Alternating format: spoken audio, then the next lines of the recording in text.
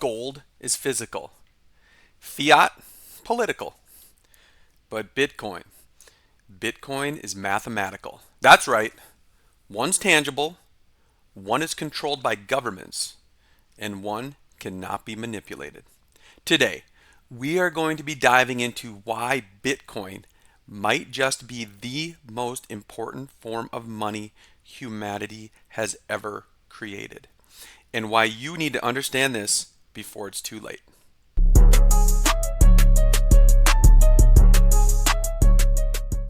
Hey everyone, welcome back. Welcome back to Ledger Prime. In this video, we are breaking down why gold has value and how it compares to money today, the hidden risks of fiat currency and political control, how Bitcoin's math-based design is rewriting the rules of money. And by the end, I hope you will understand, my goal is for you to understand why investors, institutions, and even governments are racing to get involved with crypto. So let's get started with gold, which is the physical standard, right? You can touch it, you can grab it, you can throw it in a vault, right? Gold. For thousands of years, gold has been the ultimate store of value. It's tangible, right? You can touch it. You can throw it at your brother's head. It's scarce. You can't just walk around your yard and find gold, right? It's hard. You got to mine it. You got to dig holes. You got to find that stuff. And it is also globally recognized. Countries around the world recognize gold as valuable. It does not disappear overnight. But here's the issue. Gold is heavy, right? A gold bar, heavy, slow to transfer, and almost impossible to use it for commerce, right? Especially digital commerce. Sure, it can store wealth, but moving it across borders, that is a logistical nightmare.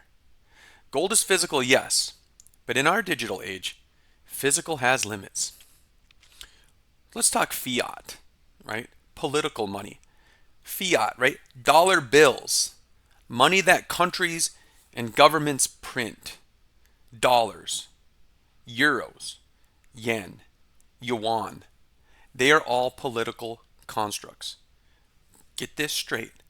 Governments control the supply. The United States loves to just turn that money printer on. It's called inflation, right? Inflation, printing money. And central banks can print as much as they want. You know, that's great until it isn't. Like I said, inflation, things cost more.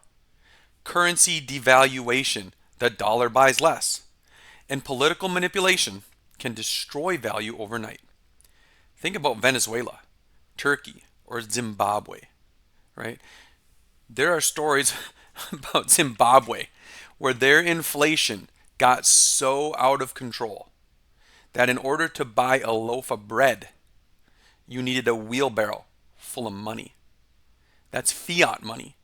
And guys, that can vanish under bad policy. Fiat is trust-based. You have to believe your government will honor its currency. And history shows us sometimes that trust is just misplaced. So enter Bitcoin. Bitcoin, mathematical money based on energy, right? Bitcoin is mathematical money. It is decentralized. No one government owns it. It's algorithmically scarce. It was programmed. Only a certain amount gets released, and the amount that gets released gets halved every so often. The number is capped at 21 million. You can't make more. The algorithm, the math won't let it, right? So it can't be printed, and it can't be manipulated by a central authority, right? The United States Treasury can't say, "Hey, go put 42 million Bitcoin out there." No, there will only ever be 21 million Bitcoin. That is it. And every transaction is verified by the network, secured by cryptography. No government, no politician, no central bank can change that. Bitcoin combines the scarcity of gold with the speed of digital money. global, programmable, and resistant to censorship. But here's the kicker. Bitcoin's supply schedule is predictable. Unlike fiat inflation or political interventions, it's money you can trust mathematically, not politically. So what does that mean? We've all heard of the Bitcoin halving, right? A certain amount get released, and then after a certain date and time, that amount gets cut in half. So if 900, it was 900 coins a day, after a certain date, boom, it's 450. And then that gets released today. And then after that date, bam, it's 225, and it keeps going down. It gets harder and harder to mine, right? So you can trust that. You can trust how much is getting released. With fiat, maybe the government will go a couple years. Well, they'll never go a couple years, but maybe they go a couple years, they don't print any money. But then something like COVID happens, and they quadruple the money supply in a couple years, right? It's unpredictable, and that's why inflation was running rampant. So why does this all matter? Why now? Inflation is accelerating in many countries, even here in the United States, right? We feel it, we see it. Central banks are experimenting with digital currencies, but they're political, not free market. Institutional adoption is rising. Hedge funds, corporations, and even governments are starting to hold Bitcoin. Guys, we are even seeing endowments of Ivy League schools starting to hold Bitcoin. And these endowments, they don't think in terms of 5 to 10 years. They think in terms of decades, right? So if endowments are looking at putting money into Bitcoin, it's real and it's going to be around for a while. This is more than pure speculation. It is a shift in the global monetary system. Those who understand math-based money can protect themselves from fiat collapse or hyperinflation. Gold may still store value. Fiat, we need it to pay our bills. But Bitcoin, that represents freedom, security, and the future of money. So what do you think? Are you still holding gold? Buying gold coins on jmbullion.com? Are you betting on fiat? Do you have a bank account over at JP Morgan or Capital One or Bank of America loaded up with dollars earning 0.2%?